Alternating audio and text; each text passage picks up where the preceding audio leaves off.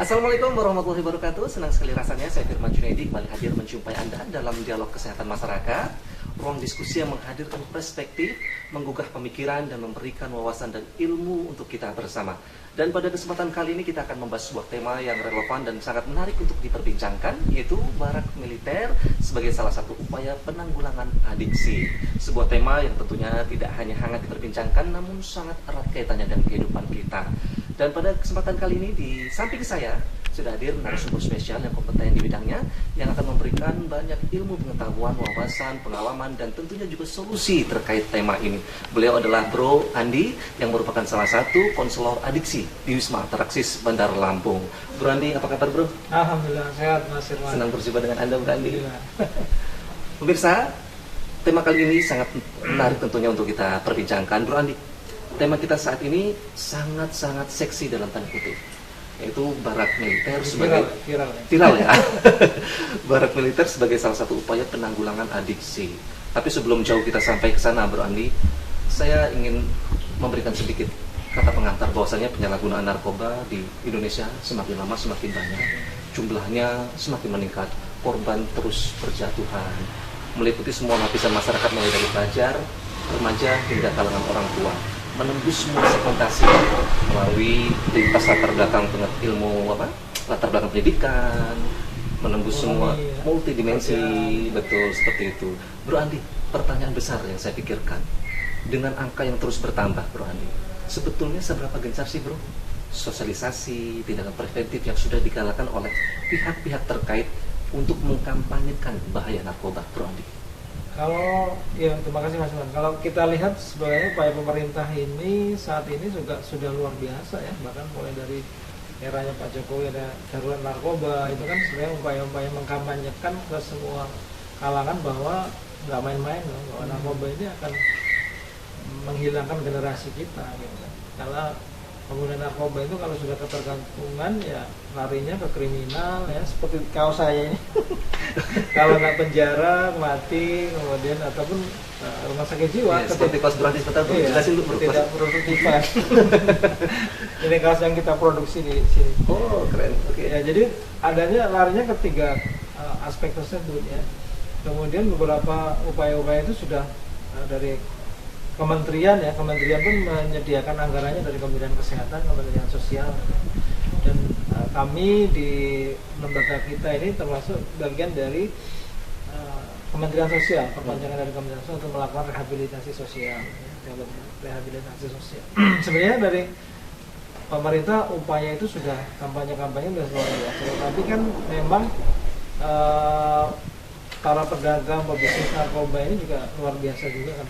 Jadi dia lebih bisa melihat peluang untuk bisa berbisnis ini dengan baik, lihat karakter pelajar, kemudian apa yang diakses, kemudian metode-metodenya, dan beberapa zat juga yang kira-kira laku dengan kemasan berbeda. Ini Kemasannya berbeda ya. Mereka sudah upayakan kan, hanya lebih canggih. Tapi ini emang terjadi dengan ada efisiensi ya.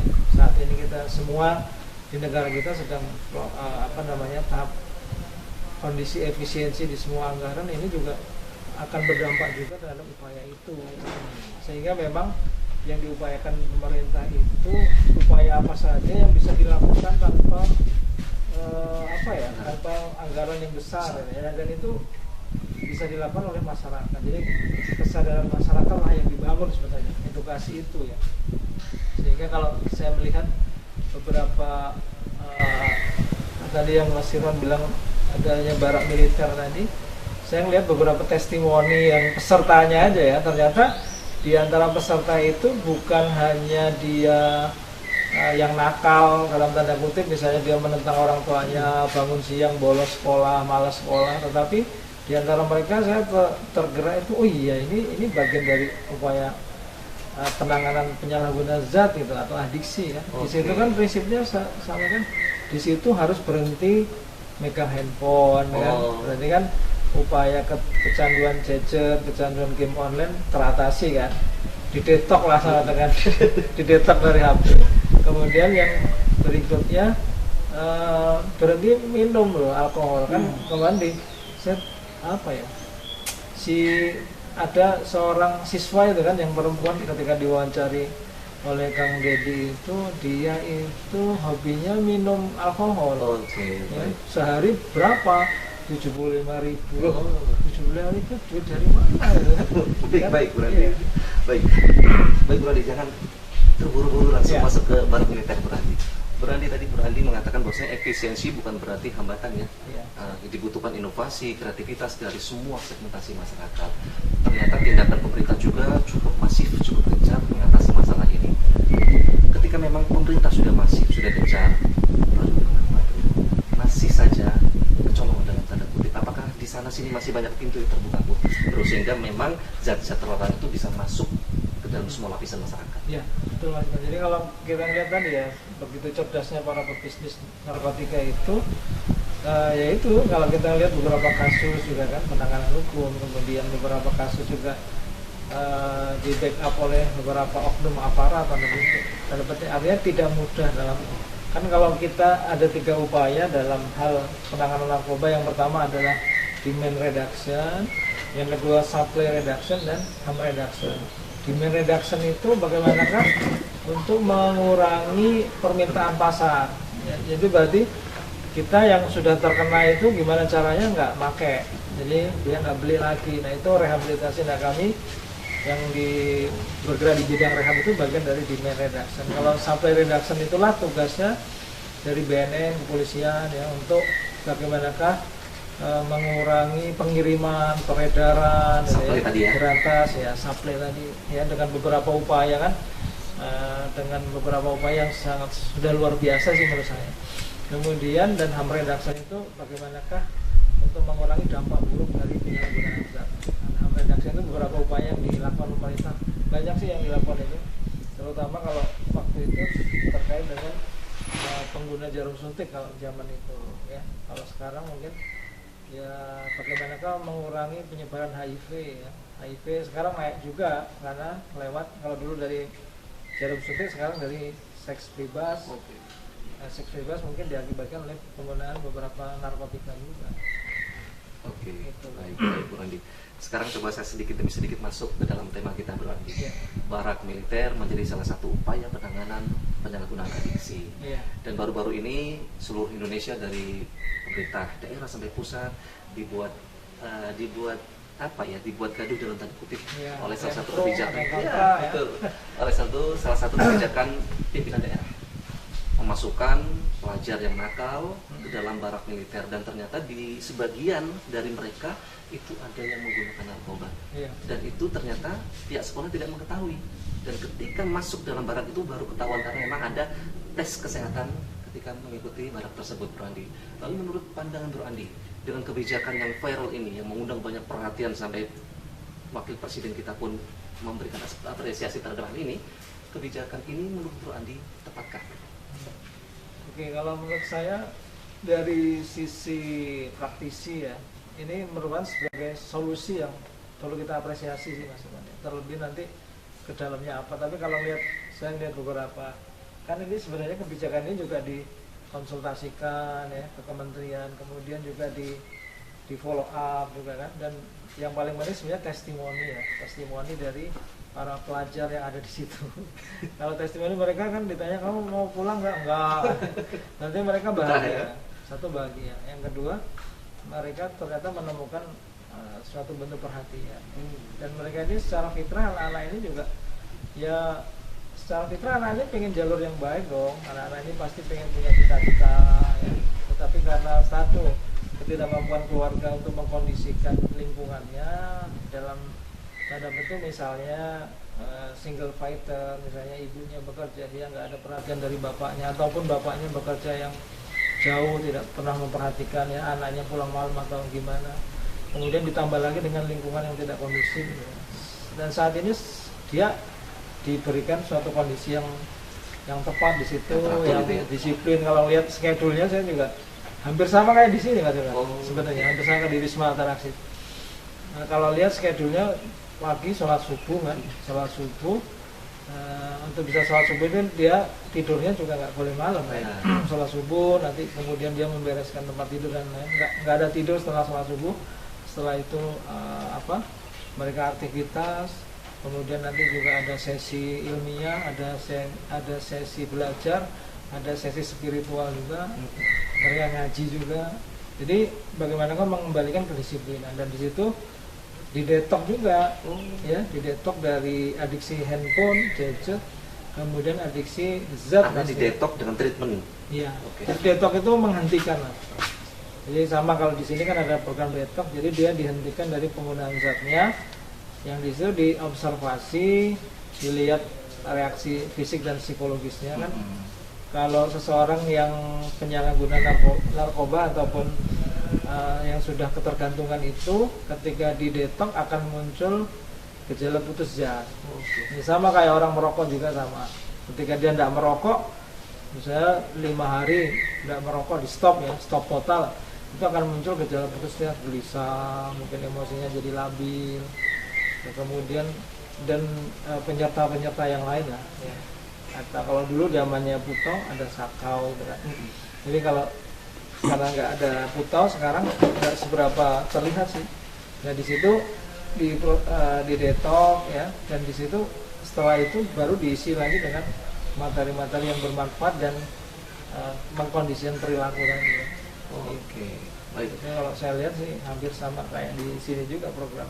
Iya, artinya program kebijakan ini selaras dengan kebijakan dari Kementerian Pendidikan Dasar dan Menengah yang menerapkan pola hidup sehat untuk anak-anak ya, mulai dari bangun pagi, kemudian ibadah, olahraga, makan bergizi, dan itu ada di barak tentunya. Tapi mengenai ini semua, Bro Andi, banyak kontra juga, Bro, ternyata. Iya. Banyak yang berkata bahwasanya apa bisa civic education, pendidikan kewarganegaraan ini diserahkan kepada militer. Seperti itu, Bro Andi. Bagaimana pandangan Anda, Bro Andi? Ya, untuk kalau saya melihat sih ini sebagai upaya yang agar cepat terrealisasi ya, dan dinilai bahwa dari militer inilah memiliki pengalaman lah ya, pengalaman dalam melakukan pendisiplinan. Sebenarnya pendisiplinan Mas. Kalau saya lihat sih nggak bisa harus berdiri sendiri. Ketika dia membutuhkan spiritual, ya mungkin pihak yang berkompeten, misalnya dari Kementerian Agama gitu kan, untuk bisa mengisi mereka sebagai mentor mereka. Kemudian yang saya lihat juga ada beberapa, tidak bisa digeneralisir ya, artinya beberapa anak ini kadang memiliki kondisi yang spesial. Jadi mereka memang harus, kalau saya yakin di sana juga mungkin sudah ya, harusnya memang ada screening kan.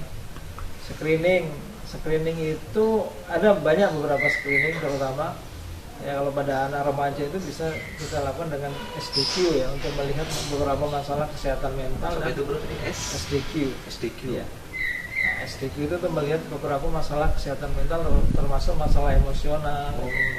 Ada beberapa kadar tertentu yang dia memang harus dikonsultasikan gitu. Seperti memang dia ternyata memang dia sudah ada gejala depresi gitu. Bahkan ada keinginan untuk bunuh diri. Nah itu ya harus diobati dulu. Nggak bisa mereka langsung ikut session rame-rame. Jadi artinya kalau menurut saya nanti di situ pasti ada screening dan asesmen sih. Sehingga tetap konseling individu itu menjadi pilihan juga ya. Bimbingan secara individu ya. Secara individu itu ya pasti, menurut saya sih pasti dilakukan juga lah di sana. Selain bimbingan kelompok ya. Ya, jadi nggak bisa langsung dikondisikan secara, itu kan bimbingan kelompok ya, kelompok dan lingkungan itu langsung bisa mengatasi masalah ya, nggak bisa juga, nggak bisa. Di sini kan seperti itu. Jadi lingkungannya juga diterapi dengan pendisiplinan, mengembalikan ke kondisi sebelum dia penyalahgunaan ya. Bahkan kalau bisa kita targetnya lebih tinggi lagi ya, kedisiplinannya. Yang tadinya tidak ngaji jadi ngaji, yang tadinya tidak ibadah jadi kenal ibadah. Itu artinya kan ketika memang ada sesuatu siswa yang terindikasi memakai narkoba, mereka tidak bisa langsung bergabung dengan siswa lain. Nggak bisa. Berarti dalam program itu harus banyak orang yang terlibat, termasuk konselor, psikolog, seperti itu, Bu. Kalau saya lihat sih banyak yang terlibat katanya. Kalau ada yang lihat statistiknya gimana progres hari per hari ya, dari statistiknya, mungkin ada alat ukurnya lah ya, ada toolnya ya. Jadi perkembangannya gimana gitu kan? Kalau saya lihat sih ada beberapa guru itu ditanya seperti itu. Jadi kalau di penyalahgunaan zat atau adiksi itu juga ada tahapannya sih Mas. Ada yang baru menyalahgunakan, ada yang sudah ketergantungan. Oke. Ya. Kalau menurut saya sih kalau yang sudah ketergantungan ya bukan di sana. Ya. Ya.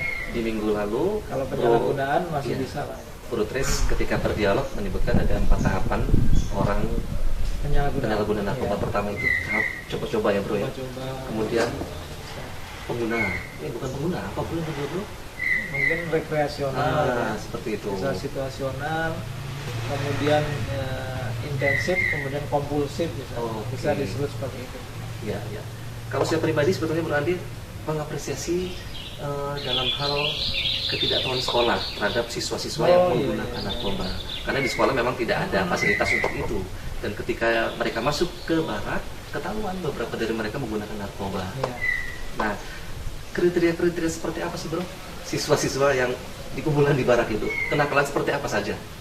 Kalau yang saya lihat sih kebijakan saat ini yang memang sudah tidak bisa ditangani di sekolah, ya tidak, artinya ya kemampuan sekolah untuk menangani itu terbatas. Ya. Saya juga punya pengalaman, punya anak laki-laki itu yang cukup spesial juga ya, sering dipanggil ke sekolah, bahkan ke kepala sekolah. Orang BK ya. Ya, jadi ada seorang guru yang mengatakan bahwa Pak saya udah nggak sanggup Pak ngurusin anak Bapak. Kalau udah nggak sanggup ya ini lah diserahin ke orang tua, ya kita yang ngurus. Tapi saya juga ngajar juga sih Bu. Justru kalau saya ketemu yang ngurusin lah anak-anak yang sudah nggak mau sekolah dan motivasinya dan dia bolos, itu pasti ada sesuatu hal yang harus kita ajak ngobrol kan. Dan seninya guru ada di situ kan. Seninya guru itu gimana yang nggak baik jadi baik, dan itu beberapa pesan dari Ki Hajar Dewantoro dan para pendidik kan juga gitu kan. Itu keberhasilan seorang pendidik kan dari situ. Jadi yang dididik itu bukan hanya, kan saat ini kan banyak, kalau saya lihat sih hanya bagaimanakah kedisiplinan plus akademik kan hasilnya. Akademik artinya nilai penguasaan dia secara akademik, tapi untuk akhlak dan lain-lainnya itu tidak muncul. Tapi kalau saya ada beberapa kisah itu kan juga gitu kan, ada seorang guru, testimoni seorang guru ya, guru SMA. Jadi dia pernah ada siswa, ada 2 orang siswa, yang satu ini ya tadi agak spesial lah ya, sering dipanggil karena ya agak gablek lah. Nah yang kedua ini berprestasi anak itu. Nggak pernah dipanggil. Nah pas kejadiannya itu pas setelah lulus. Ya pas setelah lulus si ibu guru ini ketemulah dengan salah satu anak yang cerdas tadi. Tetapi anak itu siapa ya? Dia dipanggil ibu guru itu kan memanggil anak itu. Gurunya ingat, muridnya nggak ingat. Itu siapa ya? Tapi pas yang kedua ibu itu yang tadi iya, jadi bannya bocor, hujan deras kan, ketemu Bu, ibu gimana? Kamu nakal itu kan, dibantuin ibu itu sampai diantar ke rumah, bagaimana sikapnya. Jadi anak yang bandel di sekolah itu ternyata ketika dia usia bermasyarakat katakan seperti itu ya. Justru dia punya self aware yang baru, empati yang bagus daripada anak yang hanya akademiknya tadi, yang berprestasi akademik tapi ternyata akhlaknya buruk kan, terhadap gurunya dia siapa ya lupa. Ini benar-benar dikisahkan oleh seorang guru, artinya bahwa ya kemampuan dari guru-guru sekolah, guru-guru BK itu harus punya kemampuan untuk bisa mengembalikan anak secara fitrah ya, ke fitrahnya ya. Dan banyak hal yang menyebabkan dia seperti itu maksudnya.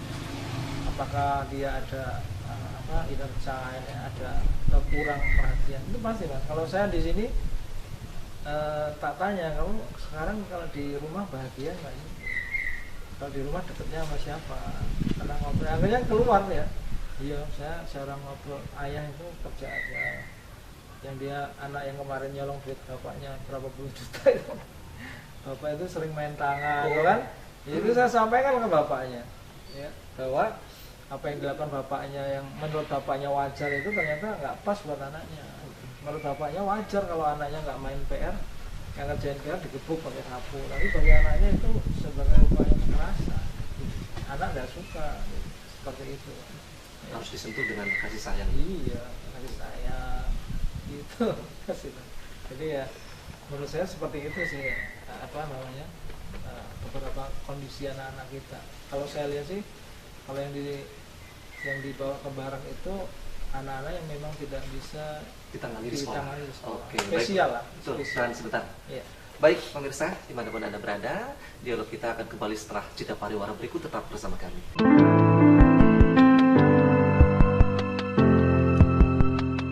Kami dalam dialog kesehatan masyarakat dengan tema yang sangat menarik, sangat luar biasa. Barak militer menjadi salah satu upaya penanggulangan adiksi bersama narasumber hebat kita, Bro Andi. Bro Andi tadi di atas ilmu itu ada adab ya, Bro ya. Iya, Seperti itu. ada adab. Iya, betul Bro. Dan, kalau saya berpikir untuk merubah karakter seseorang, Bro, itu kan tidak mudah, butuh waktu. Bahkan karakter itu kan sudah tertanam sejak kecil, Bro Andi. Dan apakah bisa Barak militer yang hanya sekian hari atau sekian bulan bisa merubah karakter itu, Bro Andi? Iya, jadi kalau karakter itu kan upaya lanjut ataupun dibentuk dari kebiasaan Mas. Kebiasaan itu yang dia lihat, dia amati. Makanya banyak karakter-karakter seseorang anak dia diperoleh dari ayahnya, ya, dari bapaknya. Dia lihat loh ya, gimana bapaknya apa namanya ngomong sama ibunya, ngomongnya kasar atau lembut, ya. Itu dia dipelajari kan dan tertanam di memorinya. Kalau coba tanya sama Mas Firman, apa sih sesuatu yang diingat dari seorang ayah? Statement, sikap. Saya masih ingat kalau dulu saya kecil itu, kalau ibu apa agak cerewet, marahin apa, saya diajakin sama bapak. Anak-anak diajak warung, oh ditinggalin. Ibu ini ditinggalin. Jadi ibu ini kan wajah sendirian, kita tinggal ke warung, kita makan mie lah. Jadi ya, saya ingat benar itu. Nah itu Sampai marahnya reda gitu ya? kalau kita survei apa yang akan kita dilakukan oleh orang tua, ternyata lebih dari 50%. Jadi dari mulai kebiasaan yang disaksikan, yang dilihat, yang dilakukan, itu akan membentuk sehingga kalau karakter itu sudah terbentuk, upayanya mudah ya tidak mudah. Betul. Berarti kan secara kognitif harus mulai di recharge lagi ya. Kalau menurut saya kalau Ustaz Adi itu menyampaikan kalau ibarat gelas kotoran ya, dicor dengan sesuatu yang bersih ya. Semakin banyak dicucur itu kan yang kotorannya kan naik ya. Menurut saya sih itu bisa dijadiin filosofi juga ya, tentang pendidikan. Bagaimanakah kalau kita lihat bara militer yang saya kurang tahu sih lamanya berapa hari, itu apakah menjadi solusi? Hanya itu yang nggak bisa. Saya harus ada edukasi orang tuanya, ini benar-benar harus. Jadi nanti ketika di bara militer itu menurut saya bagusnya ada memang ada yang megang ya, seorang konselor yang megang ya. Kalau di kami kan gitu, ada satu orang residen tuh ada satu orang konselornya yang dia tahu persis nih perjalanannya gimana, keluarganya gimana, masalahnya apa. Dan itu nanti yang akan tahu persis, oh ini perlu terapi keluarga, berarti keluarganya harus diedukasi juga. Pak, ini loh dulu anak bapak ini yang nggak disukai sikapnya ini. Nah itu edukasi keluarganya harus diedukasi juga kan. Bara militer cuma beberapa hari kan Mas, nggak seterusnya kan. Iya. Setelah itu dia Kembali akan lagi kembali ke lingkungan dan ke lingkungan. keluarga. Ada keluarga dan lingkungan harus disiap. Keluarga terutama. Kalau lingkungan kan agak susah ya. Perlu disiapkan. Jadi kalau berbicara masalah ini harusnya komprehensif ya, Bro Andi ya. Betul ya. Tadi Bro Andi menyinggung masalah ayah, Bro Andi. Artinya karakter itu tertanam di lingkungan keluarga, tidak serta-merta bisa dirubah dalam barak militer yang hanya beberapa hari atau beberapa bulan saja, Bro Andi. Peran atau role model dari seorang ayah sangat dibutuhkan. Bahkan dalam pandangan agama Islam, laki-laki paling baik itu adalah laki-laki yang paling baik terhadap keluarganya. Ya. Bahkan laki-laki itu memikul dosa 3 perempuan. Ya. Ibunya, istrinya dan anak Istrinya perempuannya. dan anak perempuan. Artinya begitu berat tugas sebagai seorang laki-laki ya, Bro Andi ya. Betul. Jadi barak militer itu betul kata Bro Andi tadi, harus secara komprehensif, tidak hanya parsial di barak militer, tapi juga keluarga harus dididik. Artinya dalam hal ini perlu ilmu parenting buat orang tua. Iya, betul, Bro Andi. Iya. Jadi ya tadi Mas, kalau saya sering menyampaikan tentang parenting ya, saya akan mengambil referensi parenting Islam gitu kan. Karena yang sudah teruji ya, yang sudah teruji bagaimana Rasulullah itu sudah memang menyampaikan ya. Jadi yang di hadis yang disampaikan Mas Sukan tadi, khairukum li ahlihi, ana khairukum li ahli. Jadi sebaik-baik di antara kalian itu yang terbaik pada keluarga, dan saya adalah orang terbaik di antara di keluarganya. Kalau kita lihat perjalanan Rasulullah itu luar biasa, bagaimanakah dia mencontohkan ya, melakukan pendidikan pada anak-anaknya. Loh, Rasulullah itu pernah menasihati Abdullah bin Abbas, Ibnu Abbas itu yang dia disampaikan oleh Ibnu Abbas. Saya dulu itu sama Rasulullah itu dibonceng, kalau dulu mungkin naik keledai atau onta ya. Di situ umurnya masih sekitar usia SD ya, usia SD masih belum kelas 5 lah, mungkin sekitar 10 tahun usia ya. 10 tahunan lah. Di sini Abdullah bin Abbas itu saya dinasihati Rasulullah, wahai Abdullah bin Abbas, jagalah Allah, senantiasa Allah akan menjagamu. Pesannya tuh berat banget loh. Ya, yang kalau saat ini kalau kita anaknya ini nyambung nggak ya dinasihati seperti itu. Jagalah Allah, antara lain yang saya ingat itu, jagalah Allah, Allah akan menjagamu. Kemudian mintalah kepada Allah, ya, jangan minta kepada manusia. Ya, antara lain itu kan lah. Dan itu pesan yang luar biasa. Ya. Takutlah hanya pada Allah. Ya. Takutnya, dan itu kan keimanan yang gitu ya. Bagaimana keimanan sudah ditanamkan dari anak usia kecil itu. Dan pesan itu teringat loh Mas Iman sampai dia. Dan luar biasanya Abdullah bin Abbas itu ketika usia remaja udah jadi penasihatnya presiden, penasihatnya Umar bin Khattab kan. Ada urusan rumit di negara dalam bahasa itu. agamanya mufti ya, masalah itu. Apa ya, mufti apa? Iya. Iya kan. Yang dicari Abdullah bin Abbas. Gimana ini masalah rumit gini? Ya, jadi luar biasa. Jadi kalau menurut saya tadi itu bahwa memang pendidikan akhlak itu menjadi penting banget ya. Akhlak, kemudian iman ya. Iman itu yang menjadi sesuatu yang penting yang perlu kita tanamkan pada anak-anak kita ya. Sebelum banyak ilmu yang masuk lah. Kalau di Islam kan ada dua sebenarnya, pendidikannya iman dan Al-Quran. Cuman dua metode itu.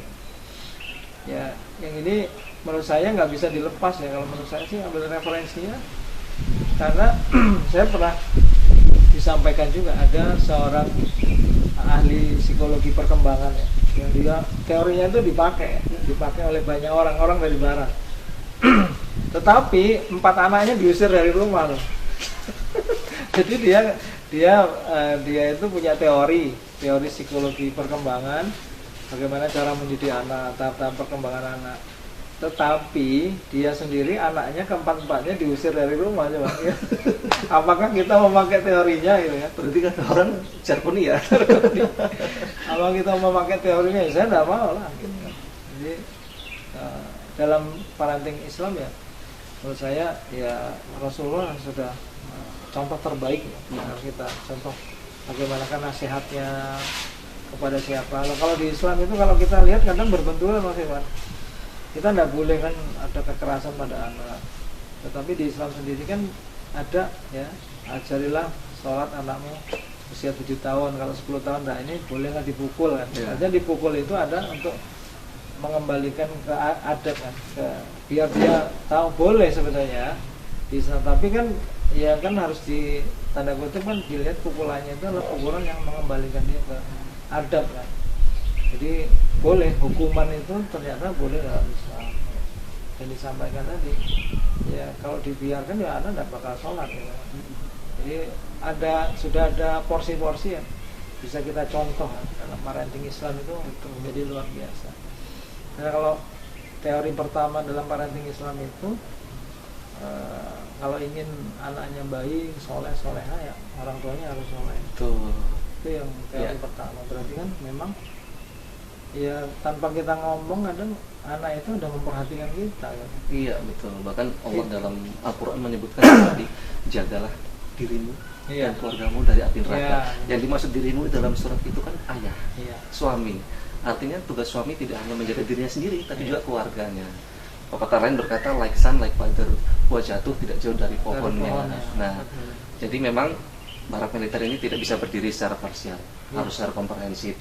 Jadi harus ada awas diri, kewaspadaan dari orang tua. Tapi harus kita apresiasi juga. Betul, harus karena itu sangat luar biasa, berani. Contoh itu bagian dari solusi ya. Ternyata juga.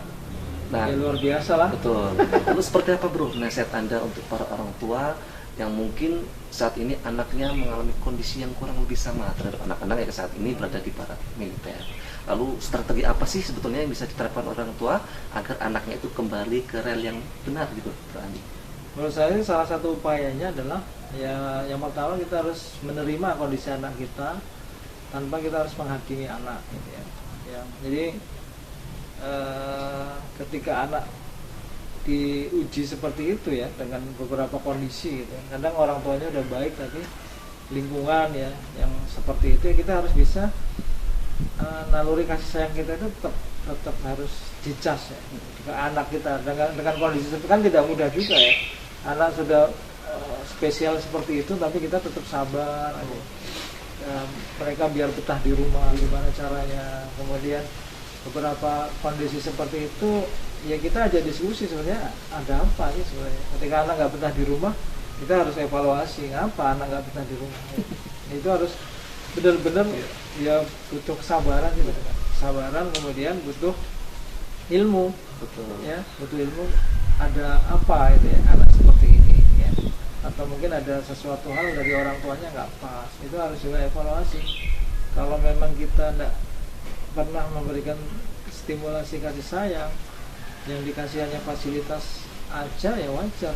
Anak itu beberapa survei beberapa teman-teman atau ustadz yang memang dekat dengan para kelompok-kelompok yang yang kelompok-kelompok yang memang geng-geng itu ya banyak diantara mereka yang orang kaya loh Mas. Orang kaya dengan fasilitas yang banyak tapi mereka tidak betah di rumah itu ya kondisi mereka tidak punya serba kecukupan itu. Jadi yang dibutuhkan sebenarnya mereka ada kedekatan psikologis. Jadi menurut saya digandeng kemudian dicukupi dulu secara psikologisnya. Ini kalau di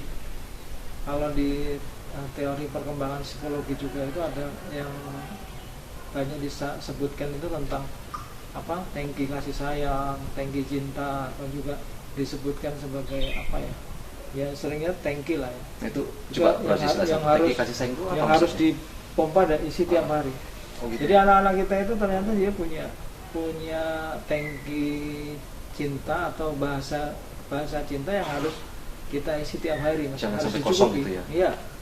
Itu ada kalau nggak salah ada 5 ya. Jadi ada sentuhan fisik, kemudian afirmasi atau penghargaan, kemudian waktu luang, kemudian hadiah, kemudian servis atau pelayanan.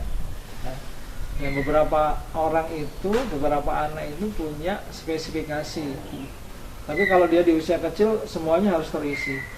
Tapi selebihnya kita harus bisa memahami anak itu dia kecenderungan apa yang dia butuhkan. Nah, kadang nggak matching.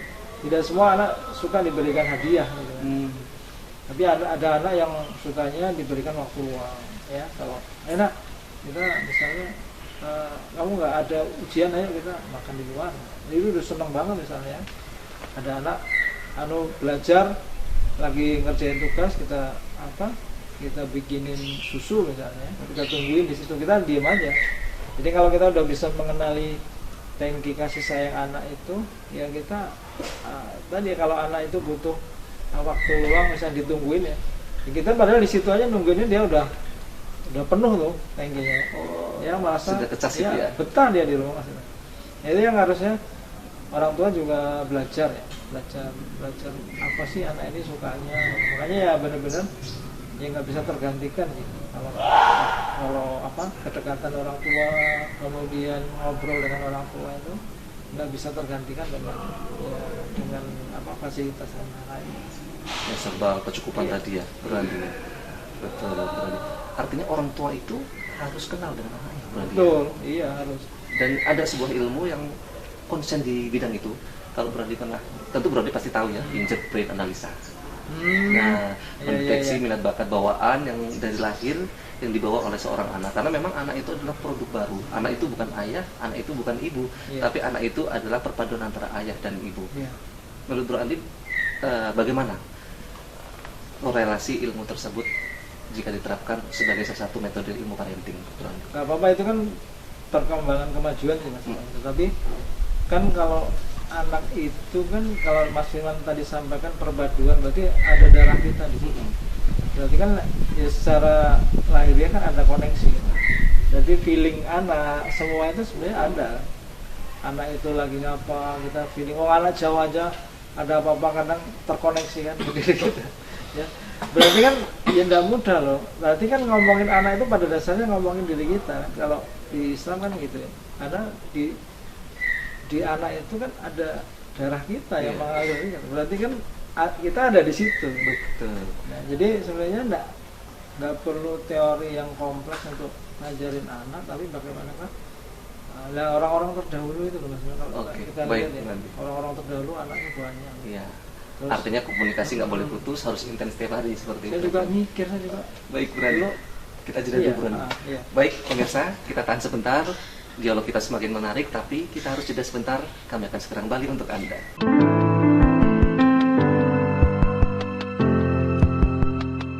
Baik, terima kasih Anda masih bersama kami dalam dialog kesehatan masyarakat. Dan tentunya nuansa yang indah ini karena kami berada di studio Wisma Atraksis Bandar Lampung. Berani sebetulnya program ini fokus utamanya apa sih, Berani? Yang di Panti, yang di Barak tadi. Oh, yang di Barak. Kalau program persisnya saya kurang paham, tetapi kalau kita lihat bagaimana kan memang untuk karakter building dan kedisiplinan. Jadi ada poin itu yang jadi penting. Jadi bagaimana kan membentuk karakter dan mendisiplinkan ya. Tentu saja itu effort yang lumayan ya. Tapi sentuhan yang apa ya? Yang terkondisi mungkin dengan lingkungan di sana sudah lengkap lah fasilitasnya ya. Olahraganya, kemudian tempat-tempat untuk latihan fisik ya, kemudian nutrisi, dan udah ada mungkin yang akan lebih cepat lah untuk proses itu. Ya. Karakter building jadi kata kuncinya. Tapi Berani muncul banyak kekhawatiran. Kalau sudah berada di Barat, di mulai tentang jadwal malah semakin berani dan semakin galak. Bagaimana tanggapan Anda, Berani? Ya, jadi sebenarnya enggak ya. Jadi kekerasan itu, kedisiplinan itu enggak identik dengan kekerasan. Ini mungkin kekerasan yang dikhawatirkan itu kekerasan yang tidak ada aturannya kan. Ya, karena mungkin misalnya dia langsung justru malah lebih beringas, lebih paham enggak. Jadi makanya tadi tidak cukup selesai nantinya ketika upaya yang dilakukan untuk di Barak itu dengan selesai begitu saja, ketika di luar tidak diikuti dengan pendidikan yang lainnya. Jadi misalnya selesai di Barak mereka akan sekolah lagi ya. Jadi emang sudah dikasih rapor progresnya, PR-nya dan ditindaklanjuti apa, sehingga memang akan ditindaklanjuti oleh sekolah. Ada lingkungan apa yang tepat untuk mereka. Memang saat ini mereka sudah berubah mindsetnya dan berubah pola atau gaya hidupnya yang dari gaya hidup males ya menjadi gaya hidup disiplin, dan mungkin cita-citanya tunggu lagi ya. Kalau ditanya pengen jadi apa, ada beberapa pengen jadi tentara, ada pengen jadi masinis ya. Jadi begitu melihat gitu kan kita ya ada efek dan saya lihat tidak ada tidak ada yang disetting kan. Kalau respon seorang, kalau saya melihat beberapa ketika dikunjungin ibunya, dia langsung sujud ya, minta maaf. Nah, kalau menurut saya itu merupakan satu respon yang spontan, yang berarti ada hasilnya. Jadi menurut Bro Andi nggak mungkin lebih keluar kesalahan pertanyaan saya dengan tambahan. Soalnya enggak. Oke. Karena itu kekhawatiran sebagian pihak yang ada di luar sana. Bro Andi, lalu untuk mengedukasi masyarakat, sebetulnya ciri-ciri apa sih Bro Andi yang bisa timbul dari seorang anak yang menggunakan narkoba?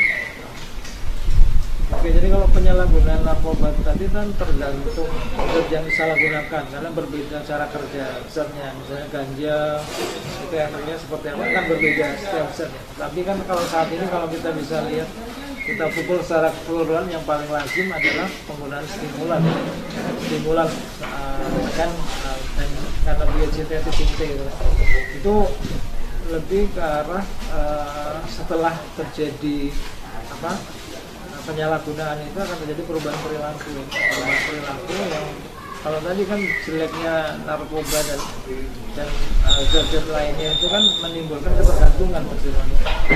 Jadi kan kalau kita lihat juga di beberapa testimoni si peserta tadi, dia menggunakan alkohol itu sudah jadi habit juga.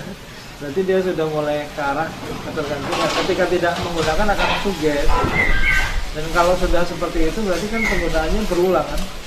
Kalau yang kemarin bagaimana progresivitas daripada penyalahgunaan zat ini. Jadi yang tadinya mencoba menggunakan hanya coba-coba, lama-lama dia intensif gitu. Dan untuk intensif itu pasti dia satu dari efek penggunaan zatnya tadi sudah mengganggu aktivitasnya, jadi pola tidurnya pun sudah berubah, terus kemudian dari emosinya juga sudah berubah. Nanti akan terjadi perubahan perilaku kan, kemudian perilaku membangkang ya. Terus yang tadi di luar tadi cerita bersulit juga sudah mulai ada perilaku nyolong ya, manipulatif. Handphonenya dia bilang jatuh, handphonenya dia bilang rusak, tapi berkali-kali ya biasanya itu handphonenya dijual dijual dan dia manipulatif tadi bahkan sampai ekstrim ya nyolong atau jadi perubahannya sebetulnya cukup drastis ya. Oke, mulai dari emosional, sifat-sifat manipulatif, berbohong, bahkan mencuri. Lalu Bro Andi, tindakan apa yang harus dilakukan orang tua ketika orang tua sudah menangkap ciri-ciri tersebut, gejala-gejala tersebut pada anaknya? Sebenarnya tadi respek orang tua itu ketika terjadi perubahan ya harusnya sudah mulai mencari tahu ya apa penyebabnya, dan ketika sudah ketemu ya harus dibawa ke tempat yang fasilitas yang bisa memahami terkait dengan rehabilitasi penyalahgunaan zat. Ya, kalau di sini kan sebenarnya aksesnya banyak. Misalnya di rumah sakit jiwa, ya, kemudian di beberapa fasilitas termasuk di beberapa panti rehabilitasi. Kalau di BNN kan juga punya juga kan. Tapi kalau BNN kadang stigmanya ngeri kan, takut ditangkap dan lain-lainnya. Dan salah satunya tentunya di Wisma Atarasis Bandar Lampung. Pelayanan Wisma Atarasis Bandar Lampung terhadap penyalahgunaan narkoba, ada pelayanan apa aja sih Bro Andi di sini? Kalau di kita tadi ada rawat jalan dan rawat inap untuk rehabilitasinya. Itu kita lihat dari bagaimana tingkat keparahan dari penyalahgunaan, karena sebelumnya kan ada screening ya sesuai juga kan. Ini treatment plan-nya apa? Ini hanya rawat jalan, ini bisa rawat inap dan lain-lain. Jadi itu tergantung pada hasil analisisnya. Jadi kita sediakan program itu dan melihat beberapa berdasarkan evidence base lah ya. Dari beberapa itu kita lihat. Jadi kita emang lebih mementingkan prioritas kita adalah spiritual, mendisiplinkan, termasuk untuk mengembalikan bagaimana kan mereka bisa beribadah dengan baik. Ya. Tadinya tidak kalau 5 waktu ini kalau 5 waktu. Karena ya tadi kalau kita melihat ya kita meyakini bahwa konsep yang harus kita ambil adalah konsep yang Rasulullah ajarin. Kalau kita ingin konsep bahagia di Islam seperti apa? Kalau kita ingin melihat bagaimanakah konsep seseorang itu hatinya tenang, kan rata-rata menggunakan narkoba itu juga tidak banyak diakibatkan karena masalah kan, ya, masalah yang menyebabkan di hatinya nggak tenang. Ya kita alam didikirlah kita fa'inul qulub. Jadi kita sediakan program-program untuk bagaimanakah sholat 5 waktu, kemudian ada setiap malam Jumat ada pengajian rutin untuk membaca Al-Kahfi, Yasin, ya. Kemudian ada program ruqyah, ya, ruqyah atau Qur'anic healing. Ya. Jadi ruqyah itu bukan hanya untuk gangguan jin. Jadi Al-Quran itu sudah banyak termasuk healing tadi juga. Ya, karena gelombang-gelombang Al-Quran itu luar biasa sekali. atau bisa bahkan sel kanker pun Bisa hancur ya. bisa hancur dengan drama kelemahan. Itu Mas. Tapi tentunya kita sudah masuk panti rehabilitasi, kemudian di panti rehabilitasi diberi treatment sedemikian rupa sampai akhirnya dikembalikan ke lingkungan, ke rumah. Tentunya tidak berhenti sampai di situ, masih ada tugas berat dari orang tua atau lingkungan keluarga. Apa pesan Bu Andi untuk keluarga di rumah? Jadi untuk keluarga yang apa nih, yang Residen. residen. Untuk keluarga residen, rutinitas yang sudah kita ajarin di lembaga atau di panti ya harus dipraktekkan di rumah. Bagaimana dari schedule-nya, bagaimanakah kita mengajarkan kepada residen itu sholat 5 waktu dan kalau bisa berjamaah, bagaimanakah membangun circle tadi ya. Jadi harus diikuti dengan circle yang baik ya. Jadi komunitas yang baik juga harus dibentuk. Kemudian bagaimanakah membangun komunikasi dengan mereka ya, membangun komunikasi dengan mereka itu juga harus dipentingkan ya, harus untuk keluarga seperti itu. Jadi kemudian pesan-pesan yang beberapa di antara residen yang memang harus konsultasi secara teratur, ada yang sudah dengan masalah kejiwaan yang memang harus kontrol untuk minum obat secara teratur juga sampai nanti batas yang disampaikan oleh dokter. Rasa itu di semua dan setiap orang berbeda-beda pesannya.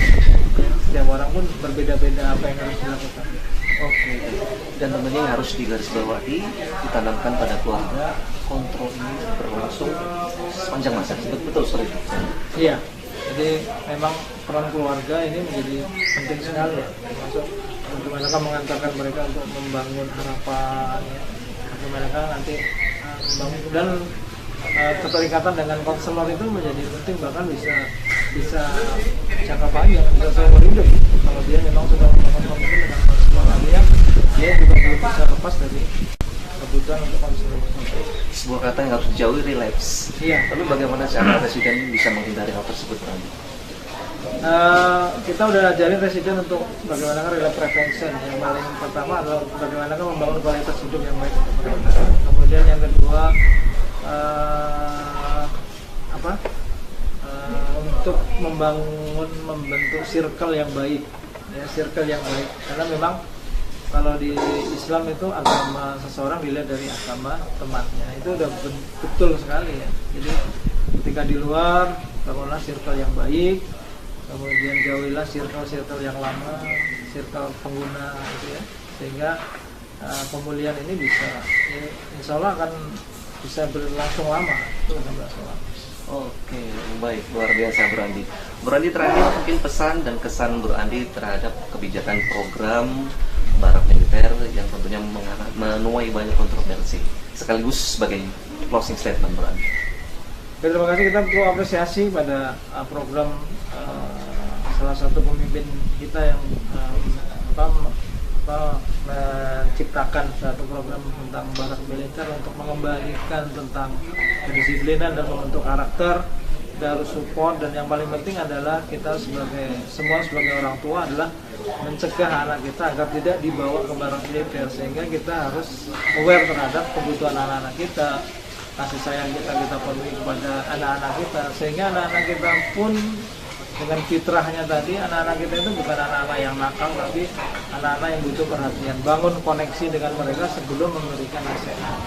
Jadi bangun koneksi dulu baru kita memberikan nasihat. Tidak bisa kita langsung memberikan nasihat, menyalahkan, tapi tanpa ada. Jadilah orang tua yang benar dan orang tua yang asik buat anak-anak. Benar tidak saja baik, dan benar tidak hanya cukup, tapi kita harus menjadi orang tua yang asik buat mereka, kita membangun koneksi yang baik dengan mereka. Terima kasih. Oke, berarti menjadi orang tua yang tidak hanya benar tapi juga asik. Ternyata itu kunci keberhasilan kita sebagai orang tua mendidik anak-anak kita. Dan kalaupun memang anak kita terindikasi menyalahgunakan narkoba, Bu Andi sudah menjelaskan ciri-cirinya bagaimana dan tindakan yang harus dilakukan oleh orang tua seperti apa. Salah satunya adalah ada di Wisma Rehabilitasi Narkoba Atraksis yang ada di Bandar Lampung. Bapak Ibu bisa membawa Ananda untuk melakukan rehabilitasi di Wisma Atraksis Bandar Lampung. Dan tanpa terasa, 1 jam sudah kita bersama, dan saat ini kita sudah berada di penghujung acara. Banyak insight baru, pandangan baru, wawasan baru yang kita terima, dan saya ucapkan terima kasih banyak kepada narasumber kita Bro Andi yang telah banyak memberikan ilmu yang bermanfaat kita, dan terima kasih juga untuk saudara pemirsa di TV yang dengan setia menemani kita dari awal hingga akhir acara. Kita berjumpa kembali dalam episode berikutnya dengan tema-tema yang tak kalah menarik. Saya Firman Junaidi, mewakili kerabat kerja yang bertugas untuk pamit, dan wassalamualaikum warahmatullahi wabarakatuh.